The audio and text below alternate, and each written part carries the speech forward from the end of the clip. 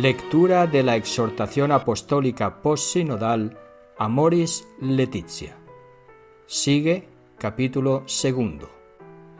Realidad y desafíos de las familias. 31. El bien de la familia es decisivo para el futuro del mundo y de la Iglesia. Son incontables los análisis que se han hecho sobre el matrimonio y la familia, sobre sus dificultades y desafíos actuales. Es sano prestar atención a la realidad concreta porque las exigencias y llamadas del Espíritu Santo resuenan también en los acontecimientos mismos de la historia, a través de los cuales a la Iglesia puede ser guiada a una comprensión más profunda del inagotable misterio del matrimonio y de la familia. No pretendo presentar aquí todo lo que podría decirse sobre los diversos temas relacionados con la familia en el contexto actual. Pero, dado que los padres sinodales han dirigido una mirada a la realidad de las familias de todo el mundo, considero adecuado recoger algunos de sus aportes pastorales, agregando otras preocupaciones que provienen de mi propia mirada. Situación actual de la familia. 32. Fieles a las enseñanzas de Cristo, miramos a la realidad de la familia hoy en toda su complejidad, en sus luces y sombras. El cambio antropológico-cultural hoy influye en todos los aspectos de la vida y requiere un enfoque analítico y diversificado. En el contexto de varias décadas atrás, los obispos de España ya reconocían una realidad doméstica con más espacios de libertad, con un reparto equitativo de cargas, responsabilidades y tareas. Al valorar más la comunicación personal entre los esposos, se contribuye a humanizar toda la convivencia familiar. Ni la sociedad en que vivimos ni aquella hacia la que caminamos permiten la pervivencia indiscriminada de formas y modelos del pasado. Pero somos conscientes de la dirección que están tomando los cambios antropológico-culturales, en razón de los cuales los individuos son menos apoyados que en el pasado por las estructuras sociales en su vida afectiva y familiar. 33. Por otra parte, hay que considerar el creciente peligro que representa un individualismo exasperado que desvirtúa los vínculos familiares y acaba por considerar a cada componente de la familia como una isla, haciendo que prevalezca, en ciertos casos, la idea de un sujeto que se construye según sus propios deseos, asumidos con carácter absoluto. Las tensiones inducidas por una cultura individualista exagerada de la posesión y del disfrute generan dentro de las familias dinámicas de intolerancia y agresividad. Quisiera agregar el ritmo de vida actual, el estrés, la organización social y laboral, porque son factores culturales que ponen en riesgo la posibilidad de opciones permanentes. Al mismo tiempo, encontramos fenómenos ambiguos. Por ejemplo, se aprecia una personalización que apuesta por la autenticidad en lugar de reproducir comportamientos pautados. Es un valor que puede promover las distintas capacidades y la espontaneidad, pero que, mal orientado, puede crear actitudes de permanente sospecha, de huida de los compromisos, de encierro en la comodidad, de arrogancia. La libertad para elegir permite proyectar la propia vida y cultivar lo mejor de uno mismo, pero si no tiene objetivos nobles y disciplina personal, degenera en una incapacidad de donarse generosamente. De hecho, en muchos países donde disminuye el número de matrimonios, crece el número de personas que deciden vivir solas o que conviven sin cohabitar. Podemos destacar también un loable sentido de justicia, pero malentendido, convierte a los ciudadanos en clientes que solo exigen prestaciones de servicios. 34. Si estos riesgos se trasladan al modo de entender la familia, ésta puede convertirse en un lugar de paso, al que uno acude cuando le parece conveniente para sí mismo o donde uno va a reclamar derechos, mientras los vínculos quedan abandonados a la precariedad voluble de los deseos y las circunstancias. En el fondo, hoy es fácil confundir la genuina libertad con la idea de que cada uno juzga como le parece, como si más allá de los individuos no hubiera verdades, valores, principios que nos orienten, como si todo fuera igual y cualquier cosa debiera permitirse. En ese contexto, el ideal matrimonial, con un compromiso de exclusividad y de estabilidad, termina siendo arrasado por las conveniencias circunstanciales o por los caprichos de la sensibilidad. Se teme la soledad, se desea un espacio de protección y de fidelidad, pero al mismo tiempo crece el temor a ser atrapado por una relación que pueda postergar el logro de las aspiraciones personales. 35. Los cristianos no podemos renunciar a proponer el matrimonio con el fin de no contradecir la sensibilidad actual, para estar a la moda, o por sentimientos de inferioridad frente al descalabro moral y humano. Estaríamos privando al mundo de los valores que podemos y debemos aportar. Es verdad que no tiene sentido quedarnos en una denuncia retórica de los males actuales, como si con eso pudiéramos cambiar algo.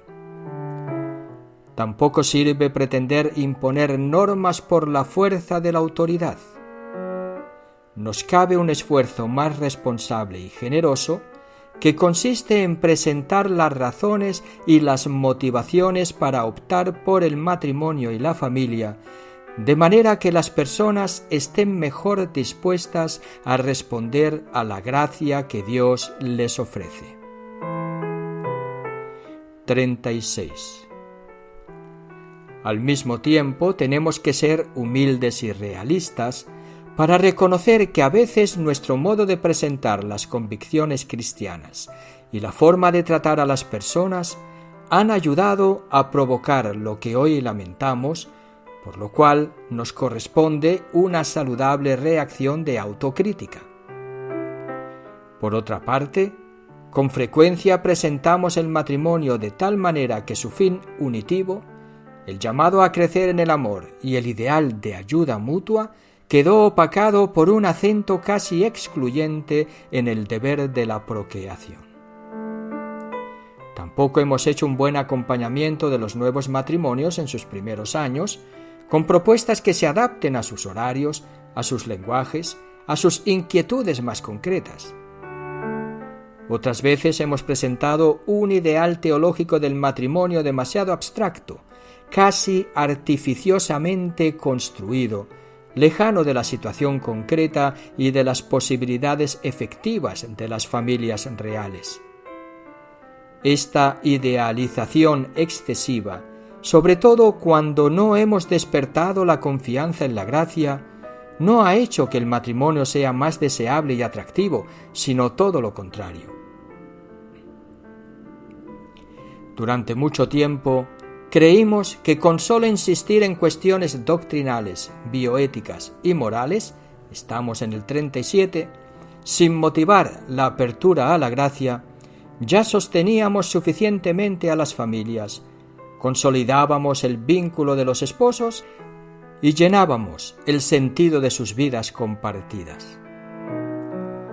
Tenemos dificultad para presentar al matrimonio más como un camino dinámico de desarrollo y realización que como un peso a soportar toda la vida. También nos cuesta dejar espacio a la conciencia de los fieles, que muchas veces responden lo mejor posible al Evangelio en medio de sus límites y pueden desarrollar su propio discernimiento ante situaciones donde se rompen todos los esquemas.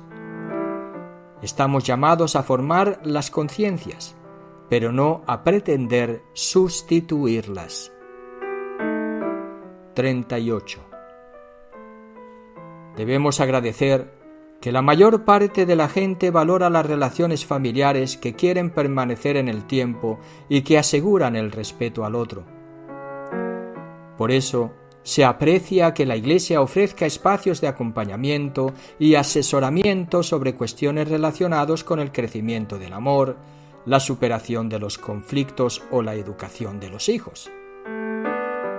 Muchos estiman la fuerza de la gracia que experimentan en la reconciliación sacramental y en la Eucaristía, que les permite sobrellevar los desafíos del matrimonio y la familia. En algunos países, especialmente en distintas partes de África, el secularismo no ha logrado debilitar algunos valores tradicionales y en cada matrimonio se produce una fuerte unión entre dos familias ampliadas donde todavía se conserva un sistema bien definido de gestión de conflictos y dificultades. En el mundo actual también se aprecia el testimonio de los matrimonios que no solo han perdurado en el tiempo, sino que siguen sosteniendo un proyecto común y conservan el afecto.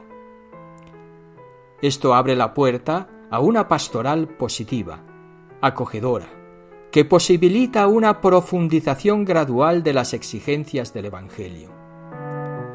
Sin embargo, muchas veces hemos actuado a la defensiva y gastamos las energías pastorales redoblando el ataque al mundo decadente, con poca capacidad proactiva para mostrar caminos de felicidad. Muchos no sienten que el mensaje de la Iglesia sobre el matrimonio y la familia haya sido un claro reflejo de la predicación y de las actitudes de Jesús, que, al mismo tiempo que proponía un ideal exigente, nunca perdía la cercanía compasiva con los frágiles, como la samaritana o la mujer adúltera. 39. Esto no significa dejar de advertir la decadencia cultural que no promueve el amor y la entrega.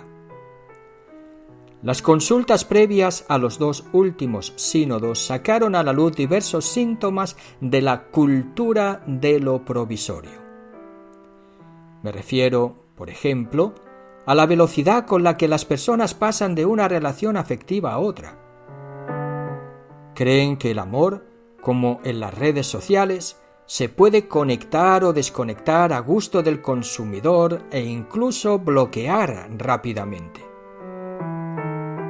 Pienso en el temor que despierta la perspectiva de un compromiso permanente, en la obsesión por el tiempo libre, en las relaciones que miden costos y beneficios y se mantienen únicamente si son un medio para remediar la soledad, para tener protección o para recibir algún servicio. Se traslada a las relaciones afectivas lo que sucede con los objetos y el medio ambiente. Todo es descartable. Cada uno usa y tira, gasta y rompe, aprovecha y estruja mientras sirva. Después, adiós. El narcisismo vuelve a las personas incapaces de mirar más allá de sí mismas, de sus deseos y necesidades. Pero quien utiliza a los demás tarde o temprano termina siendo utilizado, manipulado y abandonado con la misma lógica. Llama la atención que las rupturas se dan muchas veces en adultos mayores que buscan una especie de autonomía y rechazan el ideal de envejecer juntos, cuidándose y sosteniéndose. 40. Aún a riesgo de simplificar, podríamos decir que existe una cultura tal que empuja a muchos jóvenes a no poder formar una familia porque están privados de oportunidades de futuro. Sin embargo, esa misma cultura concede a muchos otros, por el contrario, tantas oportunidades que también ellos se ven disuadidos de formar una familia. En algunos países, muchos jóvenes a menudo son llevados a posponer la boda por problemas de tipo económico, laboral o de estudio. A veces, por otras razones, como la influencia de las ideologías que desvalorizan el matrimonio y la familia, la experiencia del fracaso de otras parejas, a la cual ellos no quieren exponerse, el miedo hacia algo que consideran demasiado grande y sagrado, las oportunidades sociales y las ventajas económicas derivadas de la convivencia, una concepción puramente emocional y romántica del amor, el miedo de perder su libertad e independencia, el rechazo de todo lo que es concebido como institucional y burocrático. Necesitamos encontrar las palabras, las motivaciones y los testimonios que nos ayuden a tocar las fibras más íntimas de los jóvenes, allí donde son más capaces de generosidad, de compromiso, de amor e incluso heroísmo, para invitarles a aceptar con entusiasmo y valentía el desafío del matrimonio. 41. Los padres sinodales se refirieron a las actuales tendencias culturales que parecen imponer una afectividad sin límites, una afectividad narcisista, inestable y cambiante que no ayuda siempre a los sujetos a alcanzar una mayor madurez. Han dicho que están preocupados por una cierta difusión de la pornografía y de la comercialización del cuerpo, favorecida, entre otras cosas, por un uso desequilibrado de Internet, y por la situación de las personas que se ven obligadas a practicar la prostitución. En este contexto, los cónyuges se sienten a menudo inseguros, indecisos, y les cuesta encontrar los modos para crecer. Son muchos los que suelen quedarse en los estadios primarios de la vida emocional y sexual. La crisis de los esposos desestabiliza la familia y a través de las separaciones y los divorcios puede llegar a tener serias consecuencias para los adultos, los hijos y la sociedad, debilitando al individuo y los vínculos sociales. Las crisis matrimoniales frecuentemente se afrontan de un modo superficial y sin la valentía de la paciencia, del diálogo sincero, del perdón recíproco, de la reconciliación y también del sacrificio. Los fracasos dan origen a nuevas relaciones, nuevas parejas, nuevas uniones y nuevos matrimonios, creando situaciones familiares complejas y problemáticas para la opción cristiana. 42. Asimismo, el descenso demográfico, debido a una mentalidad antinatalista y promovido por las políticas mundiales de salud reproductiva, no sólo determina una situación en la que el sucederse de las generaciones ya no está asegurado, sino que se corre el riesgo de que con el tiempo lleve a un empobrecimiento económico y a una pérdida de esperanza en el futuro. El avance de las biotecnologías también ha tenido un fuerte impacto sobre la natalidad. Pueden agregarse otros factores como la industrialización, la revolución sexual, el miedo a la superpoblación, los problemas económicos. La sociedad de consumo también puede disuadir a las personas de tener hijos solo para mantener su libertad y estilo de vida. Es verdad que la conciencia recta de los esposos, cuando han sido muy generosos en la comunicación de la vida, puede orientarlos a la decisión de limitar el número de hijos por motivos suficientemente serios, pero también, por amor a esta dignidad de la conciencia, la Iglesia rechaza con todas sus fuerzas las intervenciones coercitivas del Estado en favor de la anticoncepción, la esterilización e incluso del aborto. Estas medidas son inaceptables incluso en lugares con alta tasa de natalidad, pero llama la atención que los políticos las alienten también en algunos países que sufren el drama de una tasa de natalidad muy baja, como indicaron los obispos de Corea. Esto es actuar de un modo contradictorio y descuidando el propio deber. 43. El debilitamiento de la fe y de la práctica religiosa en algunas sociedades afecta a las familias y las deja más solas con sus dificultades. Los padres afirmaron que una de las mayores pobrezas de la cultura actual es la soledad, fruto de la ausencia de Dios en la vida de las personas y de la fragilidad de las relaciones. Asimismo, hay una sensación general de impotencia frente a la realidad socioeconómica que a menudo acaba por aplastar a las familias. Con frecuencia, las familias se sienten abandonadas por el desinterés y la poca atención de las instituciones. Las consecuencias negativas desde el punto de vista de la organización social son evidentes, de la crisis demográfica a las dificultades educativas, de la fatiga a la hora de acoger la vida naciente, a sentir la presencia de los ancianos como un peso, hasta el difundirse de un malestar afectivo que a veces llega a la violencia. El Estado tiene la responsabilidad de crear las condiciones legislativas y laborales para garantizar el futuro de los jóvenes y ayudarlos a realizar su proyecto de formar una familia. 44.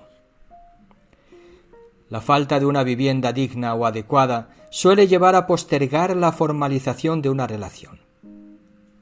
Hay que recordar que la familia tiene derecho a una vivienda decente, apta para la vida familiar y proporcionada al número de sus miembros en un ambiente físicamente sano, que ofrezca los servicios básicos para la vida de la familia y de la comunidad. Una familia y un hogar son dos cosas que se reclaman mutuamente. Este ejemplo muestra que tenemos que insistir en los derechos de la familia y no solo en los derechos individuales. La familia es un bien del cual la sociedad no puede prescindir, pero necesita ser protegida. La defensa de estos derechos es una llamada profética en favor de la institución familiar que debe ser respetada y defendida con toda agresión. Sobre todo en el contexto actual, donde suele ocupar poco espacio en los proyectos políticos. Las familias tienen, entre otros derechos, el de poder contar con una adecuada política familiar por parte de las autoridades públicas en el terreno jurídico, económico, social y fiscal. A veces son dramáticas las angustias de las familias cuando, frente a la enfermedad de un ser querido, no tienen acceso a servicios adecuados de salud o cuando se prolonga el tiempo sin acceder a un empleo digno. Las coerciones económicas excluyen el acceso de la familia a la educación, la vida cultural y la vida social activa. El actual sistema económico produce diversas formas de exclusión social. Las familias sufren en particular los problemas relativos al trabajo.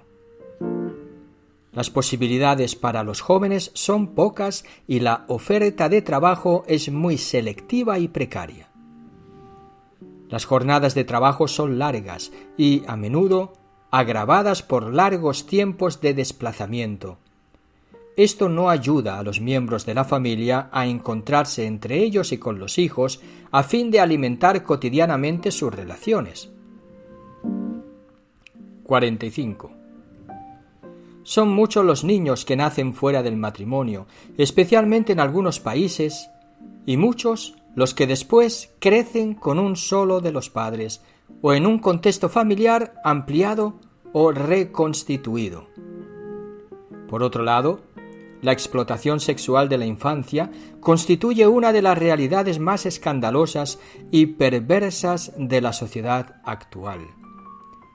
Asimismo, en las sociedades golpeadas por la violencia a causa de la guerra, del terrorismo o de la presencia del crimen organizado, se dan situaciones familiares deterioradas y, sobre todo, en las grandes metrópolis y en sus periferias, crece el llamado fenómeno de los niños de la calle. El abuso sexual de los niños se torna todavía más escandaloso cuando ocurre en los lugares donde deben ser protegidos, particularmente en las familias y en las escuelas y en las comunidades e instituciones cristianas. 46.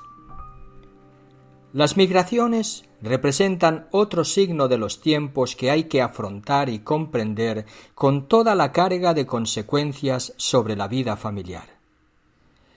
El último sínodo ha dado una gran importancia a esta problemática al expresar que atañe en modalidades diversas a poblaciones enteras en varias partes del mundo. La Iglesia ha tenido en este ámbito un papel importante. La necesidad de mantener y desarrollar este testimonio evangélico, Mateo 25:35, aparece hoy más urgente que nunca. La movilidad humana, que corresponde al movimiento histórico natural de los pueblos, puede revelarse una auténtica riqueza tanto para la familia que emigra como para el país que la acoge. Otra cosa es la migración forzada de las familias como consecuencia de situaciones de guerra, persecuciones, pobreza, injusticia, marcada por las vicisitudes de un viaje que a menudo pone en riesgo la vida, traumatiza a las personas y desestabiliza a las familias. El acompañamiento de los migrantes exige una pastoral específica dirigida tanto a las familias que emigran como a los miembros de los núcleos familiares que permanecen en los lugares de origen. Esto se debe llevar a cabo respetando sus culturas, la formación religiosa y humana de la que provienen, así como la riqueza espiritual de sus ritos y tradiciones, también mediante un cuidado pastoral específico.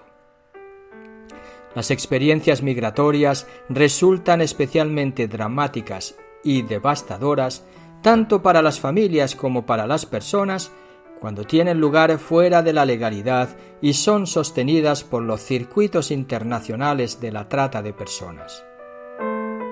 También cuando conciernen a las mujeres o a los niños no acompañados, obligados a permanencias prolongadas en lugares de pasaje entre un país y otro, en campos de refugiados, donde no es posible iniciar un camino de integración. La extrema pobreza y otras situaciones de desintegración inducen a veces a las familias incluso a vender a sus propios hijos para la prostitución o el tráfico de órganos. Las persecuciones de los cristianos, así como las de las minorías étnicas y religiosas en muchas partes del mundo, especialmente en Oriente Medio, son una gran prueba, no solo para la Iglesia, sino también para toda la comunidad internacional. Todo esfuerzo debe ser apoyado para facilitar la permanencia de las familias y de las comunidades cristianas en sus países de origen. 47. Los padres también dedicaron especial atención a las familias de las personas con discapacidad, en las cuales dicho hándicap que irrumpe en la vida genera un desafío profundo e inesperado y desbarata los equilibrios, los deseos y las expectativas. Merecen una gran admiración las familias que aceptan con amor la difícil prueba de un niño discapacitado. Ellas dan a la Iglesia y a la sociedad un valioso testimonio de fidelidad al don de la vida. La familia podrá descubrir, junto con la comunidad cristiana, nuevos gestos y lenguajes, formas de comprensión y de identidad en el camino de acogida y cuidado del misterio de la fragilidad. Las personas con discapacidad son para la familia un don y una oportunidad para crecer en el amor, en la ayuda recíproca y en la unidad. La familia que acepta con los ojos de la fe la presencia de personas con discapacidad podrá reconocer y garantizar la calidad y el valor de cada vida, con sus necesidades, sus derechos y sus oportunidades. Dicha familia proveerá asistencia y cuidados y promoverá compañía y afecto en cada fase de la vida. Quiero subrayar que la atención dedicada tanto a los migrantes como a las personas con discapacidades es un signo del espíritu, porque ambas situaciones son paradigmáticas. Ponen especialmente en juego cómo se vive hoy la lógica de la acogida misericordiosa y de la integración de los más frágiles. 48. La mayoría de las familias respeta a los ancianos, los rodea de cariño y los considera una bendición. Un agradecimiento especial hay que dirigirlo a las asociaciones y movimientos familiares que trabajan en favor de los ancianos, en lo espiritual y social. En las sociedades altamente industrializadas, donde su número va en aumento, mientras que la tasa de natalidad disminuye, estos corren el riesgo de ser percibidos como un peso. Por otro lado, los cuidados que requieren a menudo ponen a dura prueba a sus seres queridos. Valorar la fase conclusiva de la vida es todavía más necesario hoy, porque en la sociedad actual se trata de cancelar todos los modos posibles el momento del tránsito. La fragilidad y la dependencia del anciano a veces son injustamente explotadas para sacar ventaja económica. Numerosas familias nos enseñan que se pueden afrontar los últimos años de la vida valorizando el sentido del cumplimiento y la integración de toda la existencia en el misterio pascual. Un gran número de ancianos es acogido en estructuras eclesiales donde pueden vivir en un ambiente sereno y familiar en el plano material y espiritual. La eutanasia y el suicidio asistido son graves amenazas para las familias de todo el mundo. Su práctica es legal en muchos países. La Iglesia, mientras se opone firmemente a estas prácticas, siente el deber de ayudar a las familias que cuidan de sus miembros ancianos y enfermos. 49. Quiero destacar la situación de las familias sumidas en la miseria, castigadas de tantas maneras, donde los límites de la vida se viven de forma lacerante. Si todos tienen dificultades, en un hogar muy pobre se vuelven más duras. Por ejemplo, si una mujer debe criar sola a su hijo, por una separación o por otras causas, y debe trabajar sin la posibilidad de dejarlo con otra persona, el niño crece en un abandono que lo expone a todo tipo de riesgos y su maduración personal queda comprometida.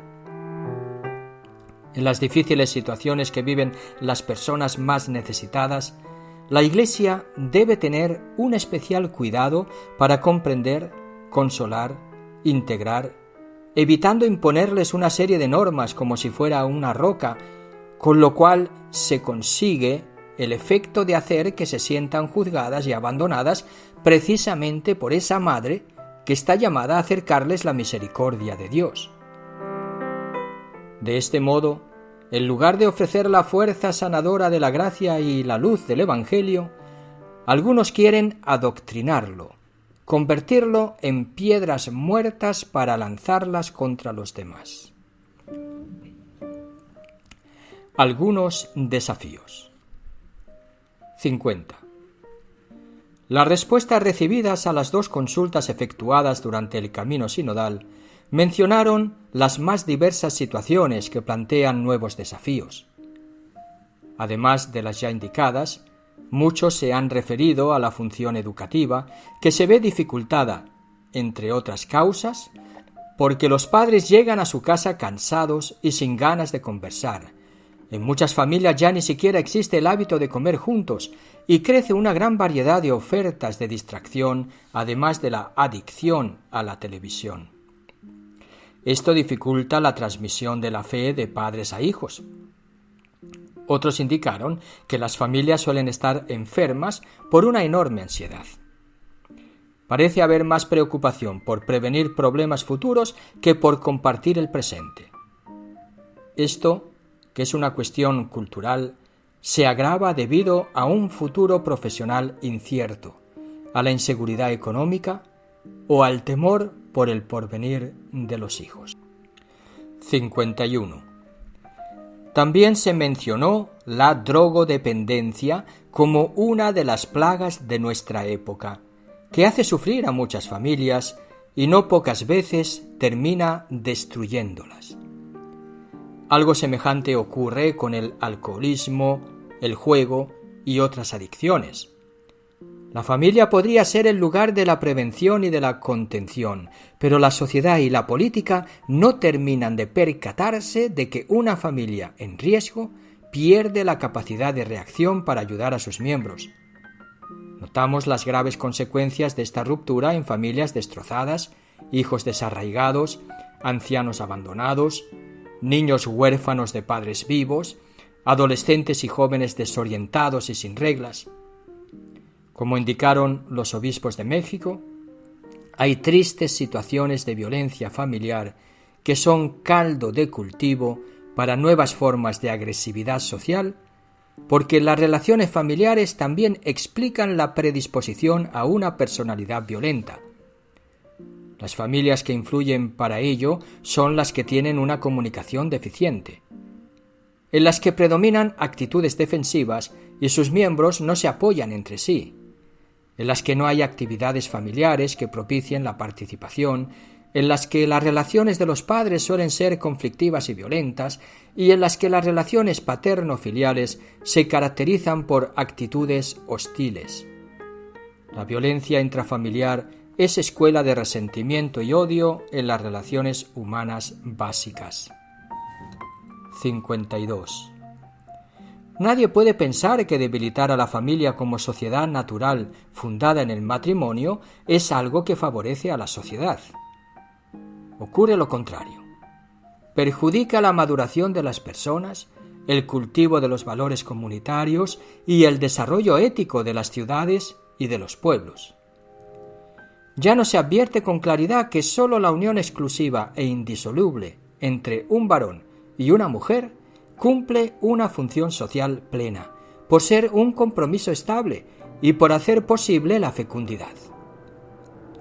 Debemos reconocer la gran variedad de situaciones familiares que pueden brindar cierta estabilidad, pero las uniones de hecho o entre personas del mismo sexo, por ejemplo, no pueden equipararse sin más al matrimonio.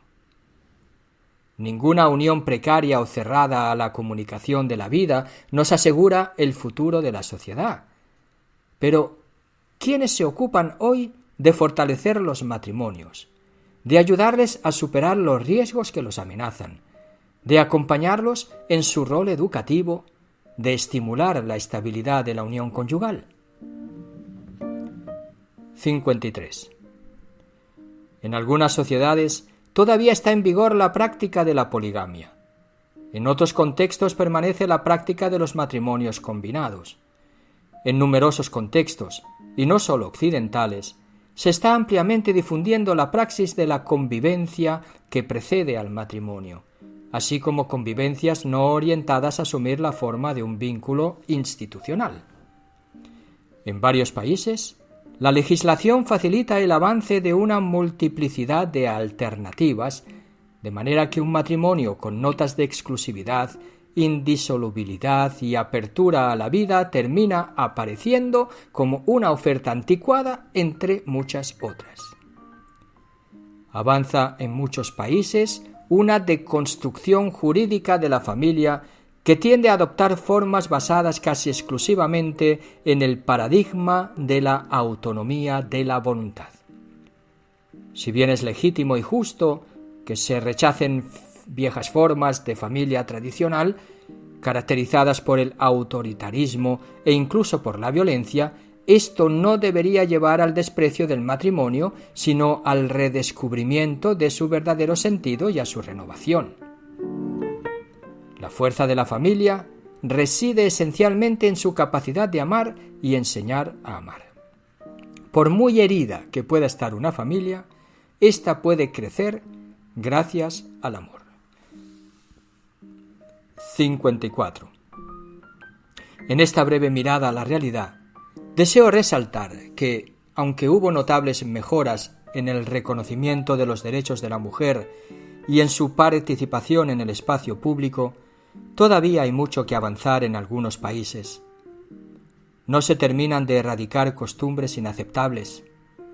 Destaco la vergonzosa violencia que a veces se ejerce sobre las mujeres, el maltrato familiar y distintas formas de esclavitud que no constituyen una muestra de fuerza masculina, sino una cobarde degradación.